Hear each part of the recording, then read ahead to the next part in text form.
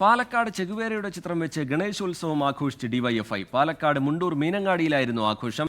നേരത്തെയും ഈ മുണ്ടൂർ മീനങ്ങാട് ഇത്തരത്തിൽ ഡിവൈഎഫ്ഐ CPIM പ്രവർത്തകർ ഇവിടെ ഗണേശോത്സവം സംഘടിപ്പിച്ചിരുന്നു. ഇത് ഇക്കഴിഞ്ഞ 28-ാം തീയതിയാണ് നടന്നതെന്നാണ് പറയുന്നത്. അതിന്റെ വീഡിയോ സമൂഹ മാധ്യമങ്ങളിൽ ഈ കഴിഞ്ഞ ദിവസമാണ് വീണ്ടും വൈറലായി തുടങ്ങിയത്. അതിൽ ഏറ്റവും എടുത്തു പറയേണ്ടത് ഗണേശ വിഗ്രഹമുണ്ട്. അത് നിമജ്ജന ഘോഷയാത്രയാണ്.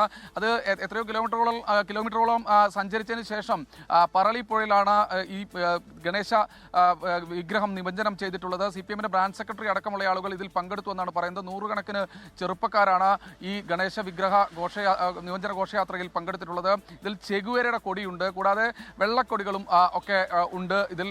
അത് പക്ഷേ ഡിവൈഎഫ്ഐയുടെ കൊടിയൊന്നുമല്ല.